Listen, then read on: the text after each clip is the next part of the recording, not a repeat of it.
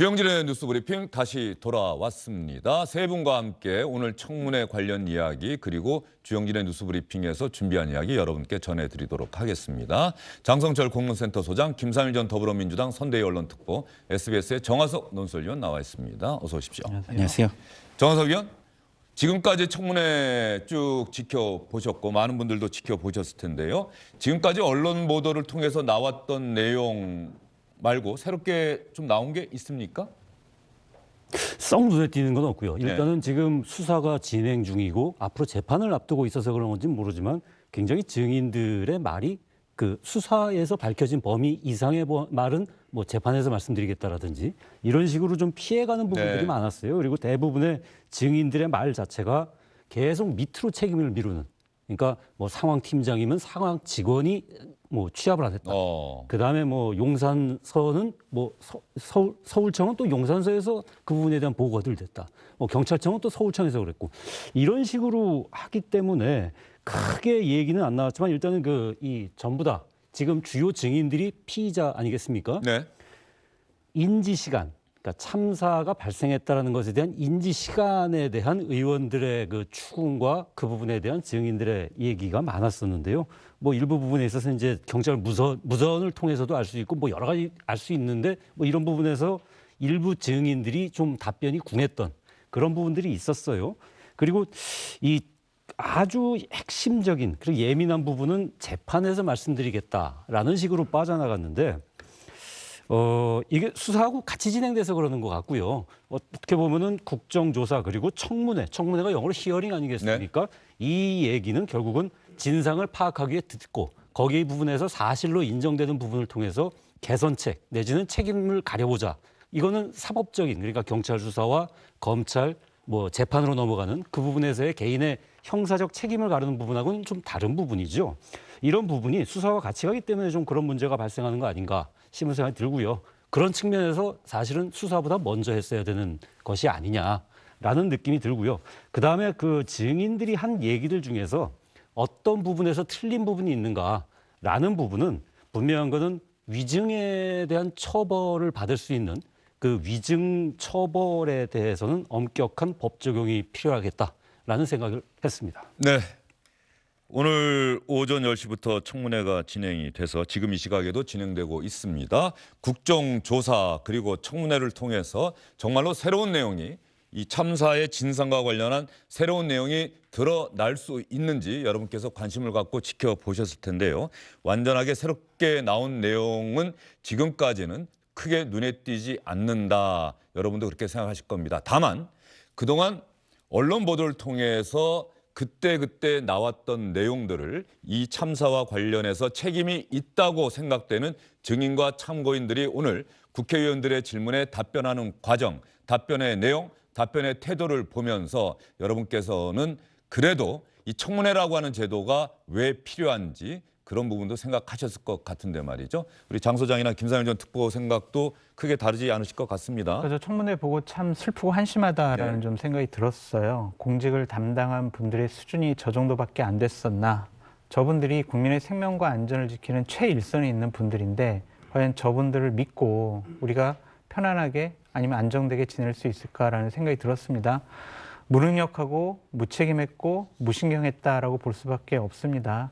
참사 현장에 대한 각종 보고라든지 신고가 빗발치는데도 대응을 제대로 못했어요.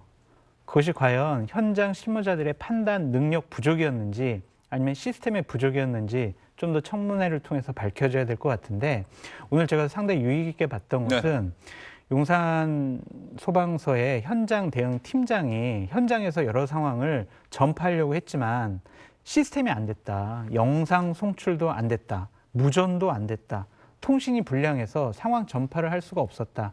그래서 이 상황에 대한 공유를 할 수가 없었다. 이런 부분에 대해서는 정말 너무 한심한 모습이었다라고 볼 수밖에 없습니다.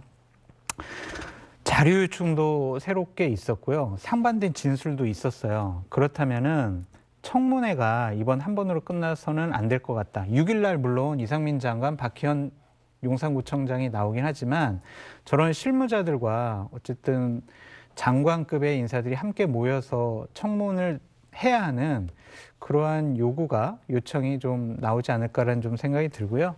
저는 의원분들께 좀 말씀드리고 싶은 게 있어요. 청문회 때 본인 질문해놓고 본인 질문만 하고 또한 답변을 제대로 듣지 않는 모습 보였거든요. 답변을 최대한 많이 이끌어내서 과연 저분들이 어떻게 판단했고 대처했고 진술상에 어떤 오류가 있는지 충분히 우리가 알아야 되거든요. 그래서 답변을 충분히 들을 수 있는 시간을 좀 보장해 줬으면 좋겠다라는 생각이 듭니다. 네, 의원들이 자기들의 질문 시간 첫 질의가 아마 7분, 추가 질의가 5분인데 그 제한된 시간 때문에 본인들의 이야기만 하는 경우가 꽤 눈에 띄었는데 그래도 우상호 특위위원장이 질문이 끝나고 나면은 질문 과정에서 답변이 안 나왔던 내용을 따로 답변을 좀 듣는 그런 것들은 좀 청문회 제도가 조금 나아지지 않았나 이런 생각이 듭니다. 장성철 소장은 또 다른 방송 가셔야 된다고 하니까 여기서 네. 좀 인사를 드리도록 하고요. 예, 고생 많으셨습니다. 김상현 전 특보는 어떻게 보셨어요? 글쎄요, 좀 그 국조가 좀 늦었다 이런 생각이 좀 많이 들었고요.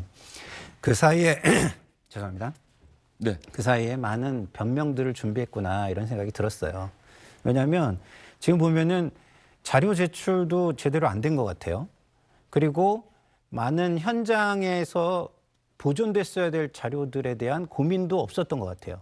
그런 거를 지금 일깨워 준 거는 굉장히 의미가 있다는 생각이 듭니다. 네. 예를 들어서 거기에 뭐 바디캠이라든가 뭐 개인들이 갖고 있던 영상이라든가 이런 것들을 확보하는 그 작업이 굉장히 중요했을 텐데 그거를 굉장히 적극적으로 하지 않았다는 느낌이 듭니다. 지금 진선미 의원이 자료 요구를 하면서 이야기한 얘기를 보면 당시에 영상 자료들을 보존을 했느냐 했더니 삭제된 것도 있고 자료 제출이 안 되는 것도 있고 이렇다는 거예요. 그리고 또 하나는 그 용해인 의원이 얘기하는데 아주 간단한 네. 기관의 운영 지침 이것도 자료로 제출이 안 됐다는 거예요. 그건 법조항에 해당하기 때문에 그런 거를 제출을 안 한다는 것은 기본적으로 사건을 축소하고 은폐하려고 하고 자신들을 보호하려는 노력이 지금 진행되고 있다는 것이 저는 보입니다. 그렇다고 한다면 지금 특수본에서는 이런 부분들을 조금 더 적극적으로 수사를 해서 더 들여다봐야 되겠다. 그래서 이 국조가 나름의 의미가 있구나 이런 생각을 전 했고요. 우리 정화석 위원님께서 말씀하신 대로 국조가 좀 더 빨리 이루어졌어야 됐다. 오히려 국조의 골든타임을 놓친 것 같다라는 생각이 저는 많이 들었습니다. 예. 그러니까 지금 증인들이 나와서 동문서답을 해도 그것을 추가적으로 추궁할 만한 자료들이 확보가 안 되는 부분이 있고요. 또 의원들께 좀 안타까웠던 거는 뭐냐면 자기가 질의하는 시간이 짧으면 팀플레이를 생각을 해야 돼요. 왜냐하면 이거는 그 희생자라는 그들의 그 진실을 규명해주고 한을 조금이라도 풀어줘야 되는 목적이라는 게 분명한 거거든요. 그럼 그 목적에 충실한다면 자기의 아이템 이거를 잘 하려고 그러고 이게 잘 홍보가 되는 걸 원하기보다는 이거를 적극적으로 규명하기 위해서 릴레이로 질문을 이어가서 좀 더 깊은 질문 그리고 확인을 해야 될 것에 대한 정확한 확인을 하는 팀플레이 이런 게 좀 필요하지 않았을까 이런 생각이 들어서 다음 청문회에서는 각자 준비하지 말고 준비한 걸 모아서 이런 것들을 같이 공유를 한 후에 질의를 하면 어떨까 이런 생각이 들었습니다. 알겠습니다. 국정조사가 좀 더 일찍 청문회가 좀 더 일찍 진행됐었으면 하는 아쉬움이 크다 이렇게 말씀들을 해주셨고요. 또 어떤 면에서는 그럼에도 여야가 지난한 협상을 통해서 지금이라도 청문회를 해서 또 다행이다. 아마 유가족들이 이 청문회 현장에서도 지켜보시고 또 텔레비전을 통해서도 지켜보고 계실 텐데 무엇보다 중요한 것은 유가족들이 지금도 의문을 갖고 있는 점에 대해서 청문회를 통해서 그 궁금증과 답답한 분노가 해결될 수 있는 그런 답변, 질문이 나왔으면 한다. 아마 많은 분이 그렇게 생각하실 것 같습니다. 지금부터는 오늘 청문회에서 어떠한 내용들이 얘기가 됐는지 자세하게 여러분께 차분하게 정리해 드리도록 하겠습니다. 오전 청문회에서 국민의힘 조은희 의원이 이임재 전 용산서장에게 어떤 질문을 했는지 여러분 한번 들어보시죠. 이인재 증인은 서울청에 경비기동대 투입을 요청했지만 인력 부족을 이유로 받아들여지지 않았다고 주장했죠. 네, 그렇게 보고를 받았습니다. 그러면 보고가 틀릴 수도 있겠습니까? 그 부분까지는 제가 아직 확인하지 못했습니다. 굉장히 무책임하게 들립니다. 김강호 증인께 묻습니다. 경비기동대 요청이 있었습니까? 용산 경찰서로부터. 예, 거듭 말씀드리지만은 저희 서울청에서는 교통기동대 1개 제대 요청 외에는 받은 바가 없습니다. 그러면 이임재 증인이 저는 위증을 하고 있다고 생각하는데 이임재 증인은 예. 위증뿐만 아니라 허위 공문서 작성에도 관여한 정황이 굉장히 드러납니다. 지금도 그렇고 11월 16일도 그렇고 참사 상황을 11시경에 알았다고 그랬죠. 예. 그 시각에 용산경찰서 직원이 허위 보고서를 작성했습니다. 당일 증인이 사고 발생 2분 만에 현장에 도착했고 10시 17분부터 현장 지휘를 했다고 허위 보고서가 써집니다. 이거 허위죠? 그때 당시만 해도 저희들이 시간 개념 자체가 없었습니다. 그래서 제가 몇 시에 사실 11시에 사건을 알았다고 참사를 알았다고 말한 증인의 증언을 유지하기 위해서 지금 모든 것을 제가 짜맞추 지금 회피하거나 거짓말할 생각은 전혀 없습니다. 국민의힘 조은희 의원, 이임재 전 용산서장이 위증, 책임 회피하고 있다. 그러면서 용산서에서 분명히 서울청에 당일날 많은 인파가 몰릴 것으로 예상되니 경비기동대를 추가로 배치해달라는 요청이 있었느냐. 이임재 전 서장은 그런 요청을 했다. 그런데 김광호 서울청장은 그런 요청을 받은 적이 없다. 교통기동대 한 개 제대 요청받은 것 말고는 없다. 여기서 서울청장과 용산서장 사이에 결정적으로 답변이 다른 거죠? 정화석 의원? 이 부분이 상당히 중요한 부분일 수 있는 것 아닙니까? 결국은 이제 사전 대책 이 부분에 대한 준비가 되어 있었느냐, 아니면 그 사건이 참사가 발생하는 그 시각에 제대로 이 기관들이 작동을 했느냐라는 부분일 겁니다. 그래서 그 부분에 대한 이제 책임을 회피 내지는 이제 그 떠넘기는 이런 부분들, 아마도 둘 중에 한 명은 누군가에게 책임을 떠넘기는 거겠죠. 네. 지금 조은희 의원은 이임재 전 용산서장이 이 위증을 하고 있다라고 이제 얘기를 했는데, 뭐 그 부분은 이제 수사에서 밝혀질 것입니다만은 여전히 뭐 그 부분에 대해서는 증인들의 말을 통해서 진실이 드러나질 않고 있어요.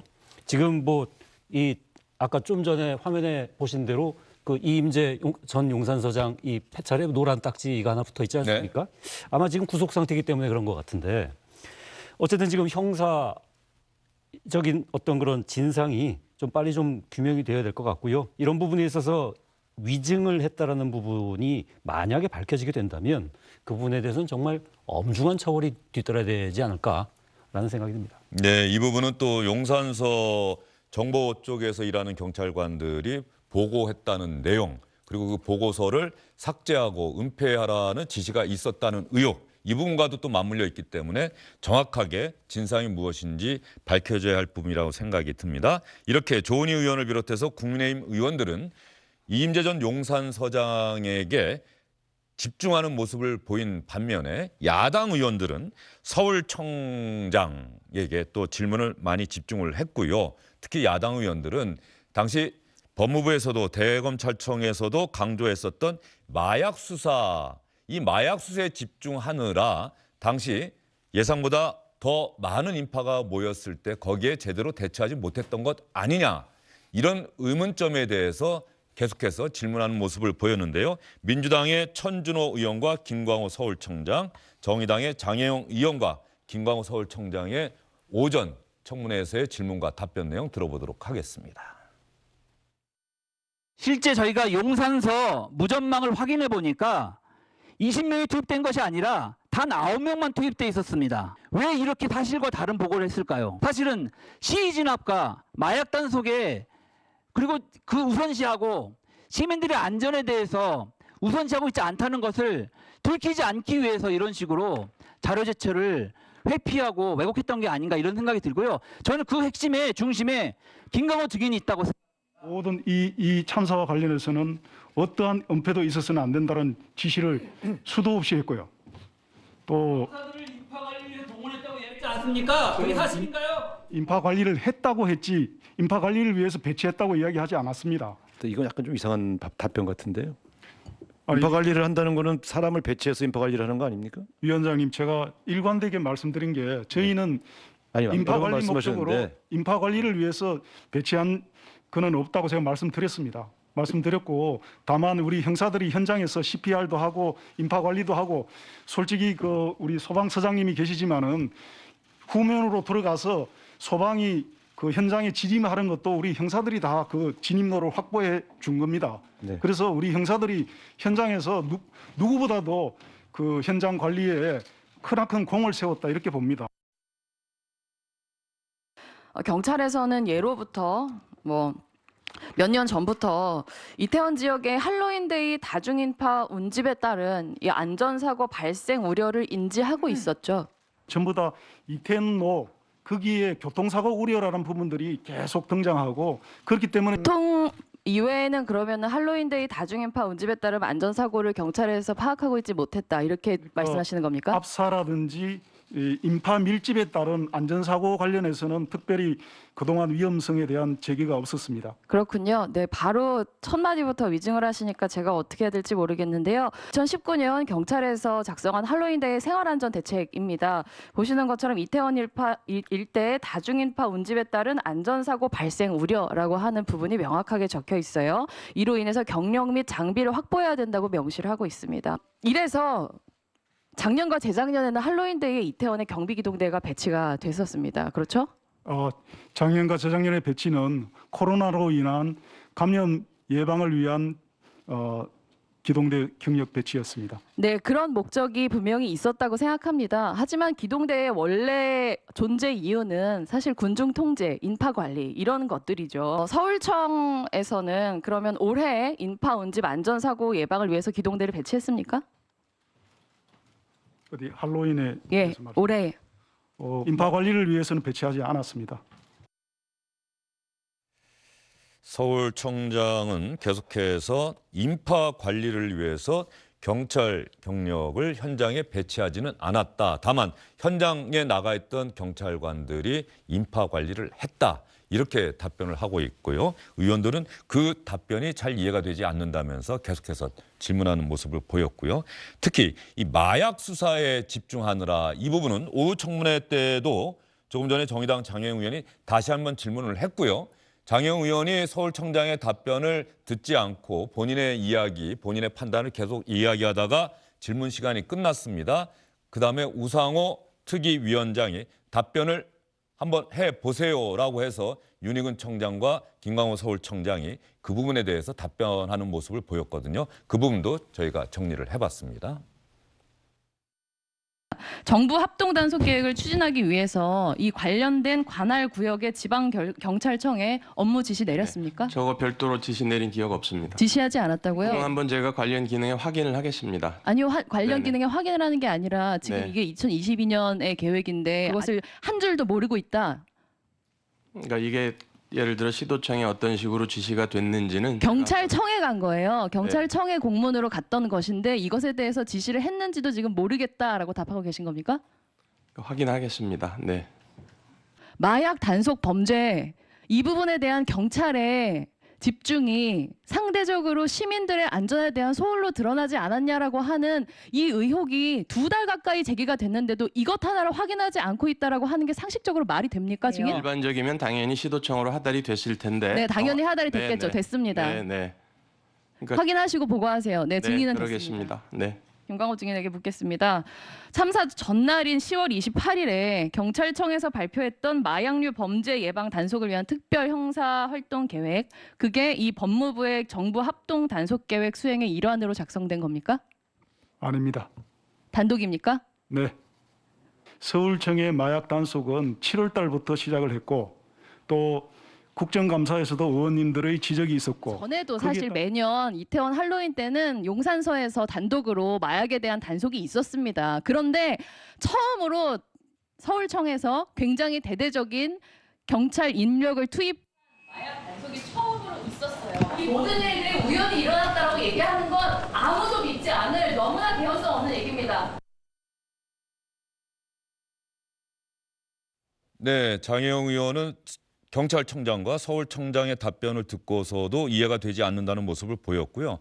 그 부분이 준비가 안 된 것 같은데 우상호 특위위원장이 더 자세하게 한번 답변해 보세요라고 했더니 윤희근 청장은 이 마약과 관련한 수사 지시는 이미 법무부나 대검찰청에서 하기 전에 자신이 지난 7월에 이미 경찰에서는 마약 범죄가 심각하다고 생각하고 판단하고 마약 수사에 전력을 기울이기로 결정을 내렸던 것이고 본인이 8월에 경찰청장이 되고 나서 전국 경찰청에 그 부분에 대한 수사 주력하라는 지시를 내렸다 이렇게 이야기를 했었습니다.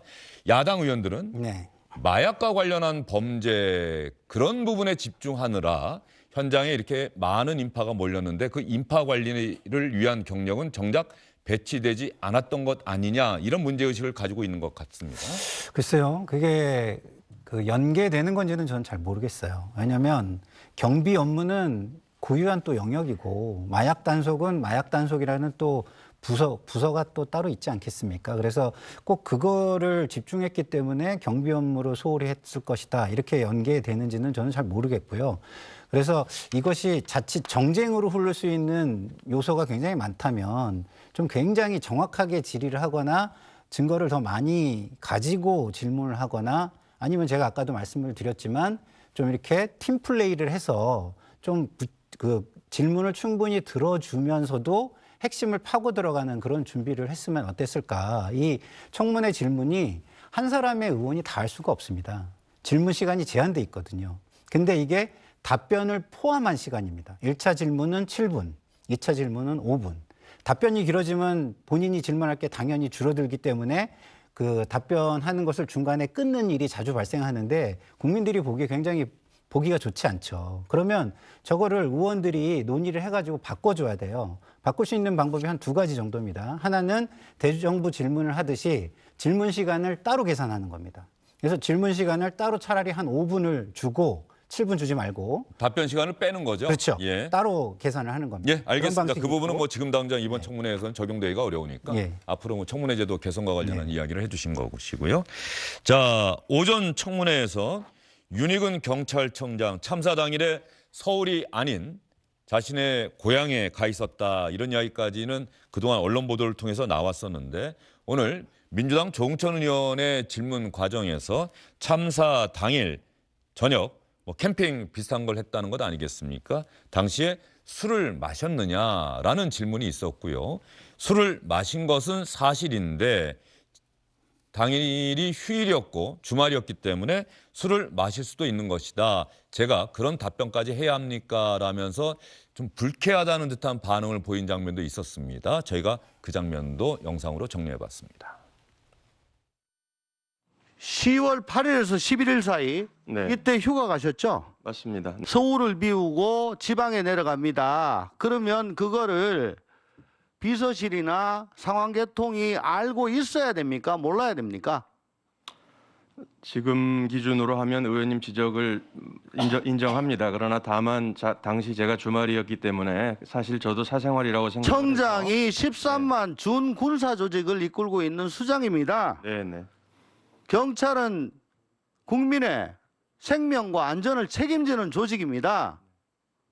근데 무슨 사생활 운운하세요? 예, 의원님 지적 인정하고요. 제가 이번 사실은 참사를 계기로 제가 뭐 주말을 포함해서 제 사생활에 대한 이 재정립을 해야 되겠다는 다짐을 했습니다. 네. 책임을 지시면 되지. 예. 그날 음주하셨어요? 그날 저녁에 음주하셨냐고요? 주말 저녁이면 저도 음주할 수 있습니다. 네. 그것까지 밝혀드려야 되나요? 음주했다고 말씀드렸습니다. 네. 자, 저 부분 그동안 음주와 관련한 논란은 있었는데 윤희근 청장이 자신의 입으로 공개석상에서 직접 술을 마신 것은 사실입니다. 이렇게 이야기한 건 또 오늘이 처음이지 않을까 싶습니다. 일부 언론에서 이제 예. 음주했다라는 부분에 대한 보도가 나오긴 했었죠. 근데 제가 보기에 그 경찰청장이 직접 공개적인 자리에서 이제 저런 얘기를 한 건 처음인 것 같고요. 다만 주말에 그러니까 네. 그 어디 캠핑을 가가지고 뭐 친구들이랑 술 한잔 할 수도 있는 거 아니겠습니까? 문제는 그런 뭐 어차피 아무리 전 국민의 안전을 책임지는 치안 총수라고 하더라도 그 24시간 내내 뭐 그 자리에서 버티고 있을 수는 없는 거 아닙니까? 그 사람도 하나의 자연인이기 때문에 따라서 그런 부분에서의 어떤 그런 치안 공백이 없도록 하는 어떤 시스템의 가동, 그 시스템이 정상적으로 가동이 돼 있고 준비되어 있었느냐 이런 부분들에 대해서 좀 더 의원들의 질의가 좀 집중이 되면 좋겠다. 왜냐하면 그게 청문회의 목적이라는 게 단순히 진상을 파악하고 책임자를 규명하는 것뿐만 아니라 그 이후에 대안과 어떤 개선 대책들을 마련해 줘야 되거든요. 그런 부분에서는 좀 그런 질의가 좀 더 구체적이고 아주 날카롭게 좀 이어졌으면 좋겠다라는 생각이 좀 들었습니다. 예, 아마도 민주당 의원들은 윤희근 경찰청장이 당일에 어떤 음주를 했다는 이런 부분까지 부각시키면서 거기에 합당한 책임을 져야 하는 것 아니냐 이런 이야기를 하고 싶은 것 같은데요. 윤희근 청장과 관련한 이야기 보면 지난해 10월 29일 참사 당일 주말 토요일을 맞아서 지인들과 충북 제천에서 등산을 하고 밤 11시쯤 인근 캠핑장에서 제천경찰서장 시절 인연을 맺은 경찰 직원들과 함께 저녁을 먹고 숙소에서 취침을 했다. 조응천 의원은 이렇게 이야기를 했습니다.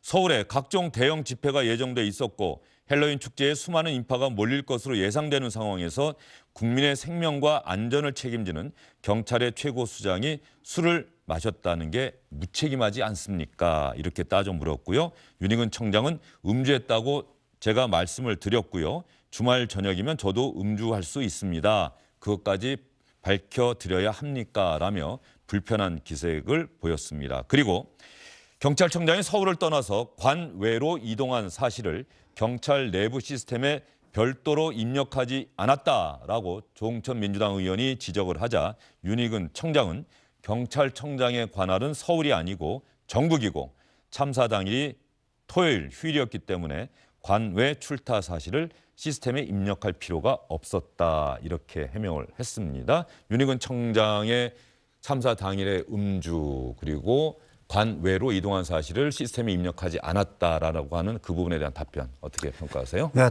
답변도 굉장히 무책임하다 이런 생각이 듭니다. 왜 무책임하다고 생각하십니까? 아니, 술 마실 수 있죠. 그리고 사생활도 있습니다. 그러나 치안 책임자면 치안이 멈추지 않고 잘 유지될 수 있도록 하는 조치를 취해야 합니다. 그러니까 본인이 술 마신 게 문제가 아니라 술을 마셨기 때문에 발생한 상황이 문제인 거거든요. 보고가 늦게 되게 지연되게 그것을 요인을 제공했다는 것, 그리고 지휘를 빨리 할 수 없게 만들었다는 것, 이런 그로 인한 파급 효과에 책임이 있는 것인데 그 부분을 생각한다면 저런 답변을 하면 안 되죠. 질문의 요지는 그게 아닙니다. 술 먹었다는 걸 추궁하는 게 아니에요. 예? 사생활이 있는 거를 갖지 말라고 질책하는 게 아닙니다. 그러면 사생활을 할 때 그 시스템이 동작하도록 그러면 충분히 다져놓고 자기 임무를 다 할 수 있도록 준비를 한 어느 그런 유능함이 있었느냐, 그 책임감이 있었느냐, 이것을 묻는 것이거든요. 그러면 본인이 잠깐 소홀해서 이런 것도 할 수 있다라고 생각을 했기 때문에 이렇게 했는데 결과적으로 의사결정이 늦어지거나 보고가 늦어지거나 이런 걸 유발할 수 있다는 점에서 굉장히 죄스럽습니다. 앞으로는 이런 게 안 되게 시스템을 정비를 하겠습니다. 그러나 제가 이런 것까지 어떻게 다 예상을 했겠습니까? 뭐 이런 식으로 그럼에도 불구하고 정말 책임감을 느끼고 죄송스럽게 생각합니다. 이렇게 얘기하는 게 맞지 않았을까? 저는 굉장히 답변을 들으면서 답답하고 좀 무책임한 느낌을 저는 받았습니다. 네, 이 참사의 엄중함에 대해서 깊이 인식하고 또 희생되신 분들의 가족이 이 청문회를 지켜보고 있다라고 하는 생각을 하면서 답변을 한다면 같은 내용이라도 다르게 이야기할 수 있었던 것 아니냐 그런 아쉬움을 나타내신 것 같고요. 오늘 청문회 과정에서요. 현장에서 누구보다 열심히 구조 작업을 했던 팀원의 대답이 사실 오늘 오전 청문회 지켜보신 많은 분들이 아마 이 답변 장면을 기억하실 겁니다. 현장에서의 구조 작업이 정말 외롭고 힘들었습니다. 이런 증언이 나왔습니다. 이런 참사 현장은 처음일 거라고 보는데 어떻습니까?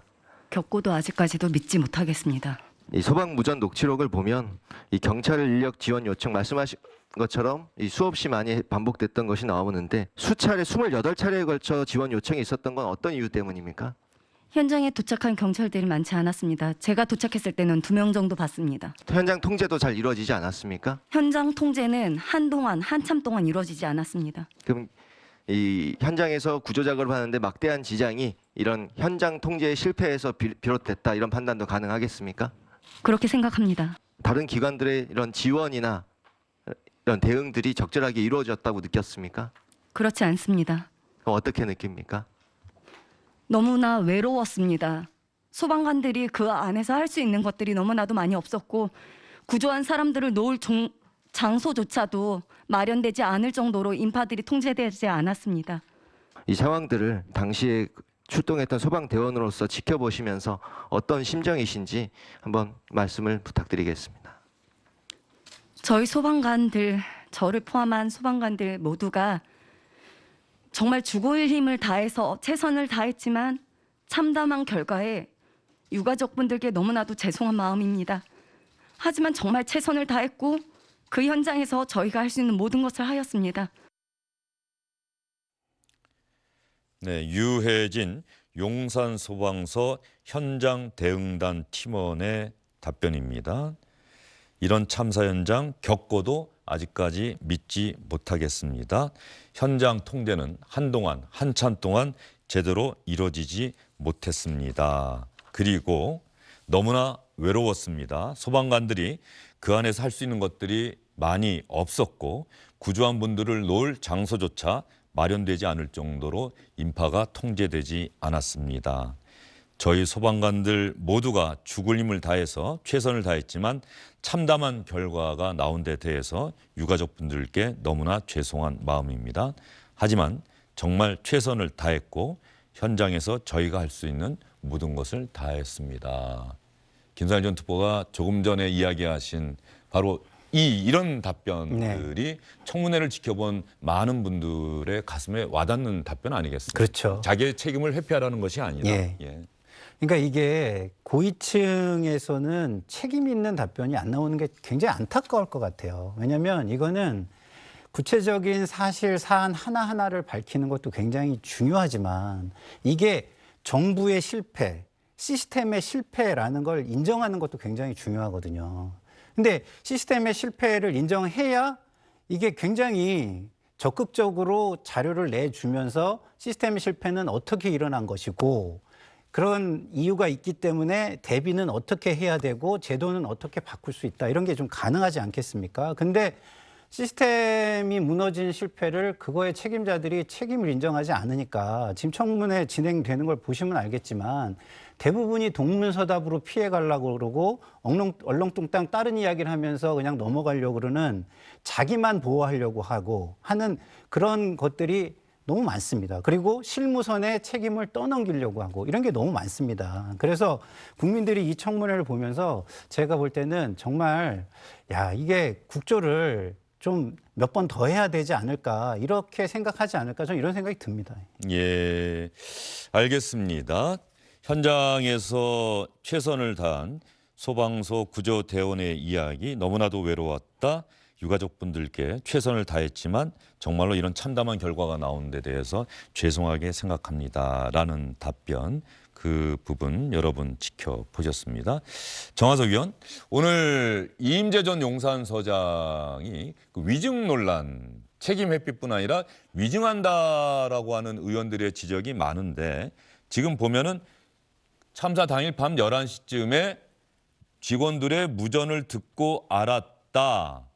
상황실장 보고도 받기는 받았는데 통화 불량으로 제대로 통화가 이루어지지 않았다. 그런데 국민의힘 전주의 의원이 밤 10시 35분에 무전망에 최초로 서장이 등장하는데 참사 사실을 정말로 몰랐던 것이냐라고 하자 그때 당시에는 위급한 상황인지 몰랐고 밤 11시 직원들의 무전 교신을 듣고 알았다. 그런데 무전을 통해서 인력 지원 지시를 내린 그 상황에 대해서는 이게 어떻게 된 거냐? 몰랐다는데 어떻게 인력을 동원하라고 지시를 했느냐? 그래서 이태원 지원 요청한 지점에 가용 경력을 일단 보내라고 지시한 것이고 그때 당시에는 위급한 상황 자체를 인지하지 못하고 있던 상황이다. 그랬더니 이제 의원들은 아니 경찰을 더 배치하라고 보내라고 지시를 했는데도 불구하고 위급한 상황인지는 몰랐다는 게 말이 되느냐. 여기에 대해서 계속 의문을 제기하고 있네요. 결국은 자신의 형사적 책임하고 연결이 되어 있는 것 같아요. 결국 내가 인지한 순간 인지한 상태에서의 그 지역의 치안 책임자로서 해야 할 일을 했느냐 안 했느냐 이런 부분들이 이제 앞으로 이제 재판 과정에서 다툼이 될 부분들인데 끝까지 인지를 못했다고 라는 부분 뭐 지금 얘기를 해보면 뭐 상황실 직원하고 통화를 했지만 통화 불량이라고 내용을 잘 몰랐다. 그 이후에 무전을 듣고 그래서 이제 그쪽으로 뭐 경력을 다 투입해라라고 지시를 했지만 이게 그렇게 심각한 건지는 몰랐다. 뭐 여러 가지로 앞뒤가 안 맞죠. 사실 이런 부분들은 일단은 지금 구속 상태에 있는 이임재 전 서장의 어떤 그 개인적인 형사적 책임 이런 부분들과 밀접하게 연관이 되어 있는 것 같고요. 이런 부분들은 아마도 앞으로의 무슨 뭐 재판 과정이나 여러 가지 과정 속에서 충분히 사실이 드러나지 않을까. 사실이 드러난다면 그 부분에 대한 청문회에서의 그 위증 이런 부분들도 또 그 이 법적 처벌 대상으로 넣어야 되지 않을까 그렇게 생각합니다. 네, 형사적 책임, 사법적 책임 이 부분도 대단히 중요합니다만 청문회에서는 이 진상이 그대로 다 드러나지 않는다고 하더라도 청문회에 참석한 증인과 참고인, 특히 증인들이 어떠한 답변을 하느냐, 이 답변이 그대로 기록으로 남아있고 남게 되고 시간이 지난 내일이나 모레나 사흘 지나 또 재판 과정에라도 그 답변이 거짓말이었다라고 하는 것이 드러나느냐, 이 부분이 중요한 것 아니겠습니까? 그게 바로 청문회의 또 의미일 수 있을 거예요. 그렇죠. 그러니까 일종의 그 거짓말을 못하게 사전에 예방하는 그런 조치도 이게 되는 것이죠. 그리고 재판에서의 바뀐 상황 속에서 진술이 바뀌는 것도 예방하는 그런 조치가 되는 것인데요. 지금 그 청문회를 보면서 그런 것들을 좀 더 잘하려면 자료 제출이 좀 더 적극적으로 이루어져야 되는 거 아닌가 저는 이런 생각을 굉장히 많이 했어요. 네. 왜냐하면 지금 자료가 부족해가지고 굉장히 이렇게 해소해야 되는 의문점들이 채 풀리지 않은 상황에서 계속 질문이 넘어가거든요.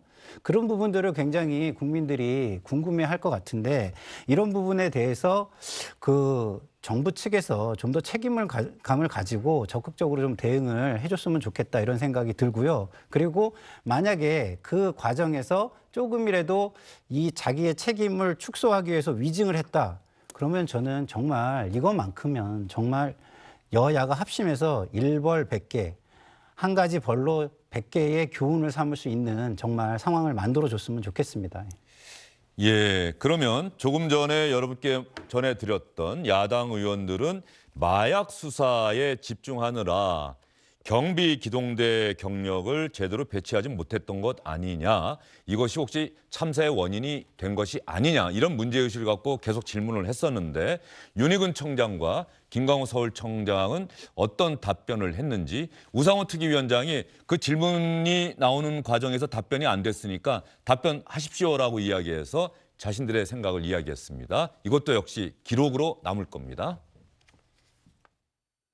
마약은 다 아시는 바와 같이 우리 국내에서 정말 심각한 문제라는 얘기는 이미 언론 그다음에 일반 국민들을 통해서 누차 제기가 됐고요. 그래서 서울청에서는 지금 서울청장 보고 드린 대로 7월부터 독자적으로 수사를 하고 있었고, 제가 8월 10일 날 취임을 하면서 전국적으로 집중적으로 마약 단속에 우리 경찰력을 투입하겠다는 얘기를 국민 약속 2호로 약속을 드렸고 그 일환으로 진행이 되고 있었습니다. 그 이후에 10월 달에 법무부가 저런 발표를 한 거고요. 저희가 무슨 법무부 지시를 받아서 옛날처럼 그런 마약 단속하지 않았습니다. 저희 독자적인 판단으로 독자적으로 했고 상당한 성과를 거뒀습니다. 제가 직접 지시를 했습니다. 12월 7일 날 그 112 상황실장 보고를 받으면서 추가적인 범죄 예방 인력이 필요하다고 해서 거기에 특별히 또 마약이 많이 언론에서 보도가 되고 문제가 되니까 제가 수사부장한테 특별히 형사들을 보내서 마약뿐만 아니라 일반적인 범죄 예방을 활동을 하라고 제가 지시를 해서 그렇게 해서 작성된 문건입니다. 저 문건은. 네, 윤희근 청장과 김광호 서울경찰청장의 마약과 관련한 답변 여러분 들어보셨습니다.